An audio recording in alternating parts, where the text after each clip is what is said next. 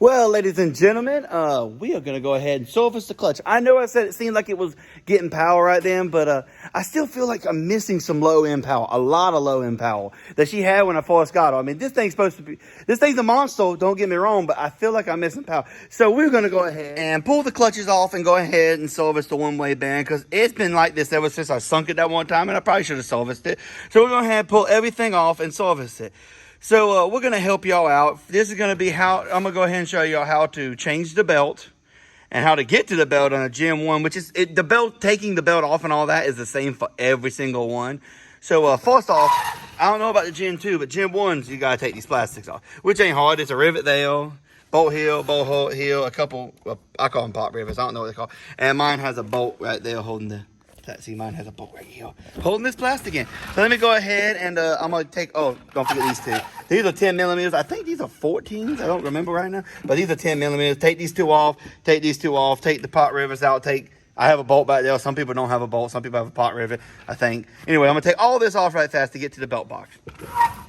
Okay, ladies and gentlemen, the next part is taking the belt box off. Mine has a lot more than yours might, or yours might have the same. It depends on what model you have. By the way, this belt box is not the belt box that belongs to him, in case anybody's like, you have 500? No, that's just the belt box that was on it. It's not the same thing. Anyway, so you're going to take these off. All the way around it, you need an 8 millimeter. I got a nice long extension, so I just did it right off. Just be careful when you put them on. You do not want to torque them. They will snap that plastic off. So let me go ahead, and we're going to pop each one of these off. You literally just pull them off. Voila! You just go all the way around it and then pull the belt box off. There we go. Oh, no. Ooh. Be careful with your gasket, ladies and gentlemen. Don't break it unless you want to replace it, which mine's brand new because I just rebuilt the engine. So, yeah, I don't want to go ahead and replace this thing already. So, put this over here.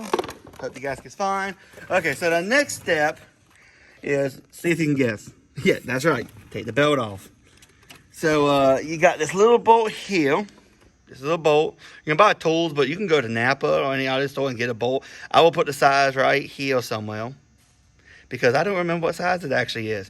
It's a metric, but I don't remember the size. So then you go, one of these has threads. It's that one. And then it's a 14, I think. Give me a second. Yep, it's a 14. Now we're going to take my trusty Ugga Dugga, if I can. I tighten it up. You're gonna Ugga Dugga it straight all the way in. Voila. Well, I might need to go a little more. Come on, get up there. Bad go. There you go. Now you can just roll the belt off. There we go. Voila. The belt is off. And guess what? Now you got it changed. You can actually now go ahead, take the belt. I always start from the primary and then roll it up there. And the arrows should be pointing forward. That's the way I was told. So if I'm wrong, then somebody else told me wrong. Okay, so now that we showed you how to get the belt off, the next step is getting this primary off because we're going to service it. So let's make sure I got the right size right fast. That's not the right size. Oh, somebody switched it. Okay, hang on. Be right back. There you go. It was a 19 millimeter. At least that's what mine was. So you put it off. Got my washers up there. Now, see, now it's not going to come off, right?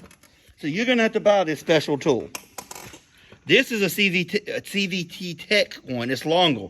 A stock one ain't as long. It all depends. What you're going to do, you got to thread it in here. And then if I'm correct, I think it's the same size. Yeah, it's the same size. Voila, and now it's out. And now I gotta hang on one second. It's falling off and I have it jammed so it don't fall. Now once you get that off, go ahead and pull this bad boy out. Oh, that thing don't look good. I screwed up, by the way, so that's why we're taking this apart. We may or may not have messed up when I serviced it last time. That boy was loud. So the next step is to go ahead and take the 30 millimeter off. You're going to want to push down and then take it off so you can kind of relieve some of the pressure. And then it should come off. But mine is way down, so I'm going to have some trouble with this bad boy. So hopefully it don't go flying everywhere. So I'm going to put the phone down because this is going to be a little pain. But it's a 30 millimeter. Just put a 30 millimeter loose in its regular threads. Take it right off. Okay, got the bolt out. You go ahead and take this off. I've already took it off. Those little pieces fell off. Make sure you put them in. Then you got these little weights in here. See? What it does is when it spins, they go out. Yep, that's kind of interesting. Okay, so we take that off. Then we got the spring. Voila! Now we go ahead and we're going to clean all of this up. You're going to want to take this one-way bearing out here and go ahead and, ooh, I knocked a good groove in there. You're going to want to go and take this bearing out and grease it. Ah, there you go. You'll go ahead and get all the gunk out and clean it and grease it. I've already done that yesterday, but that's all you got to do. Then make sure it spins.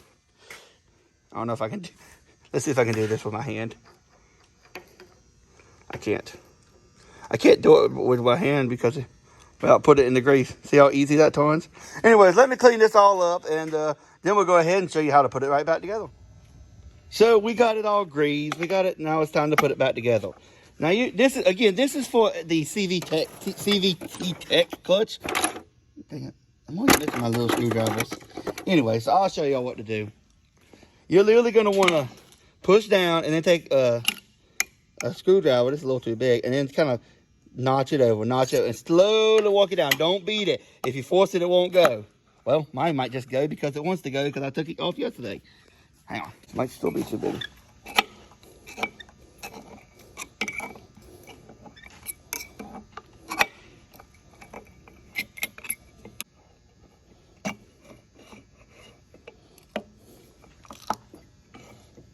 Okay, ladies and gentlemen, now that we got it on, make sure you have it on right. Again, the one-way bearings, because they only spin one way. See? It will not spin the other way. For a Can-Am, they should go clockwise. Clockwise. See? Spins clockwise. Won't go counterclockwise, just clockwise. Okay, now it's time to put everything back together. I'm going to clean this up right fast. Hang on. Okay, now that we got the bearing on, go ahead and put this on. I was dumb and put it on backwards. If you do, it won't work very well. And how do you know it goes like that? Because the spring falls right into it. Mine wouldn't go in reverse or drive barely at all because it was so tight. Yeah, so that screwed me up. So now I'm going to go ahead and clean the spring off. That was my ethyl. Oh. Yeah, I cleaned off a little ethyl. Everything looks good. I might need to wipe this off. So the next part is to go ahead and clean all of this out. Try to get the gunk because it's going to ride in these little rails and the weights go in there. Once we get that, we go ahead and lay it in there. And start putting the weights on. I've already cleaned these up a little bit. So I think they go like, oh, other way. They go like this. See that little groove there? It goes like that. And then you put all of them in. By the way, that's the weights. When you hear somebody talk about weights, that's the weights.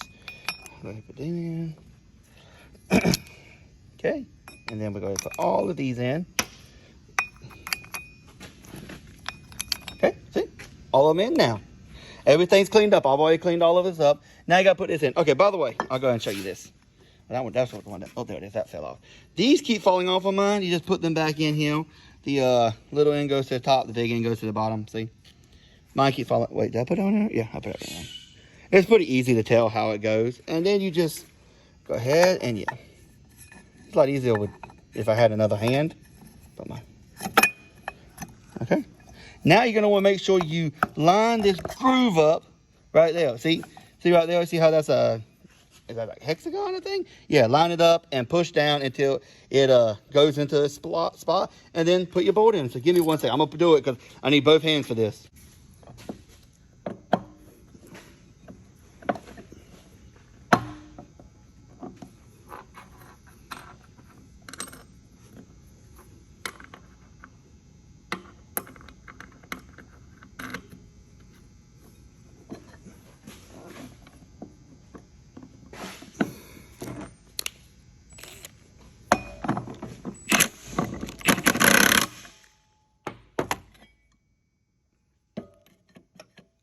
And voila.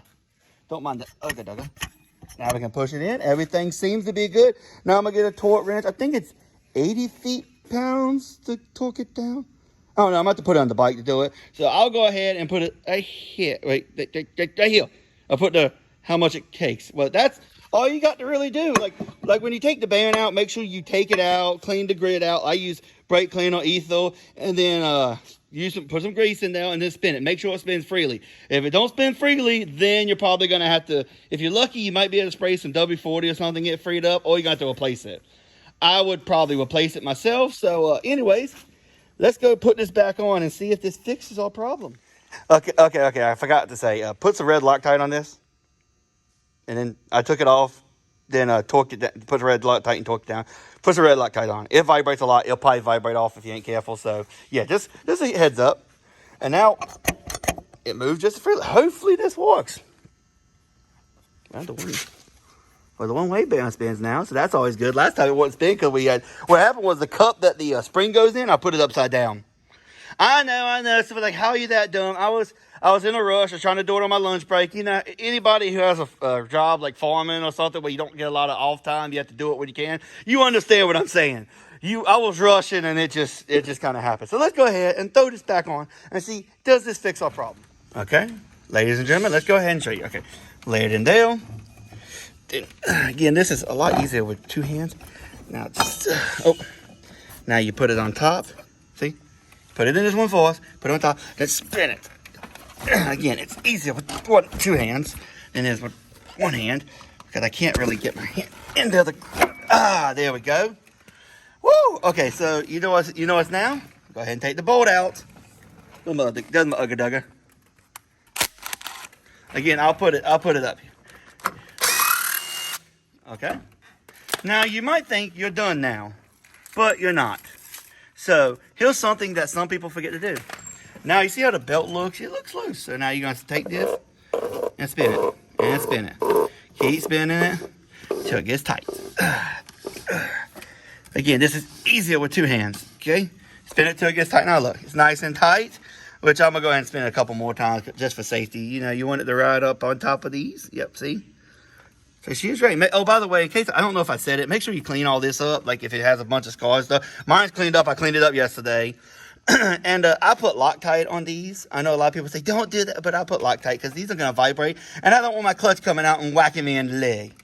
So just a heads up. So I'm going to go ahead and tighten this up. We'll put the belt box on. Before I do that, let's see what she sounds like. Let's see what she looks like with the belt box off.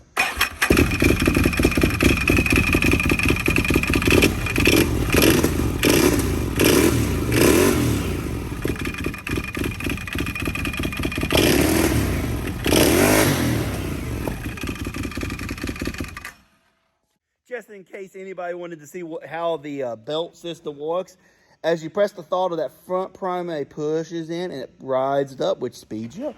And she seems to be working good. She still makes this weird clanky noise. I don't know what's wrong with my clutch. Oh, I got sweat, boy, help me.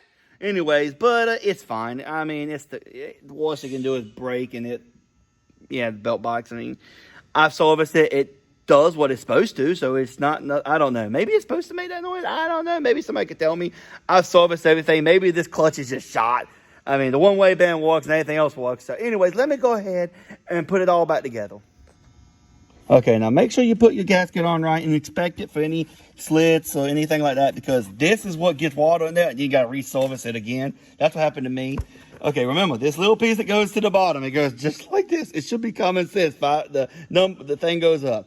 So now you just put the bolts in. So I'm going to go ahead and do that. I don't think y'all want to watch me do this. So I'll go ahead and put all these in. Don't start tightening them up like this, a circle. It's like a tile. You're going to do it. Hang on. You're going to do like 1, 2, 3, 4, 5, 6. The reason you're doing that, if you tighten them all at once, it'll be like cocky mane. And you don't want a cocky mane. So you just you don't want to tighten them all up like this, because then the top will be tight and the bottom will be kind of beveled out like this. And then it will actually start putting stress on these bolts, and they're not very strong. Or not bolts, and nuts.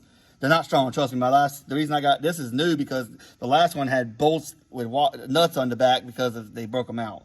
And that's kind of probably why I got water in. Anyways, let me go ahead and put all these bolts back in. Now, what I like to do is put every single bolt in. Just kind of start them, they're not tight.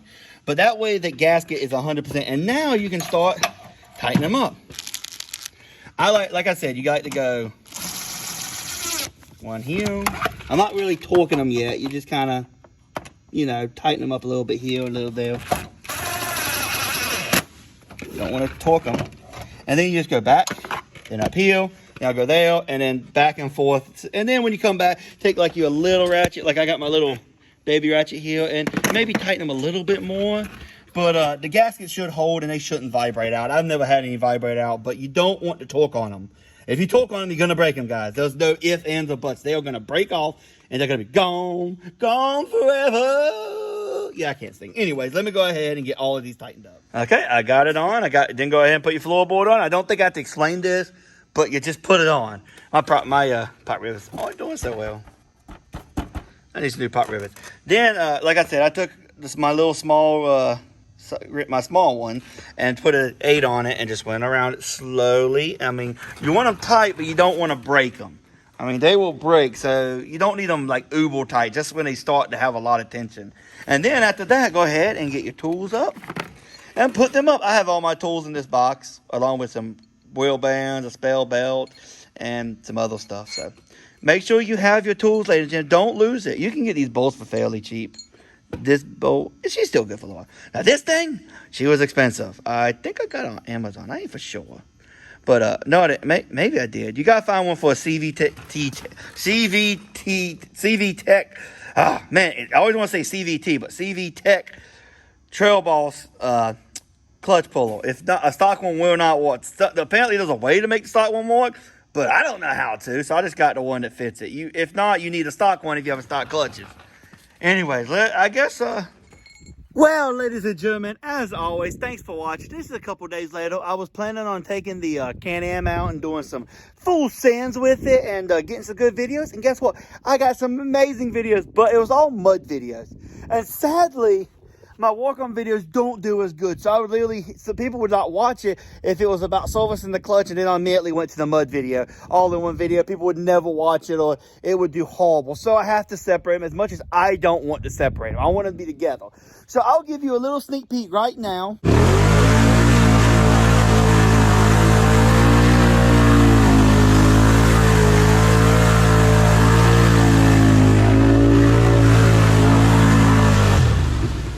Of just how crazy this thing does in the mud. She is bad to the bone. Make sure you check out the video next week, and I will see y'all on the next one. Check out this video and this place, and I'll see you later. Hi, guys. Hi, guys. Oh, where'd he go? There he goes.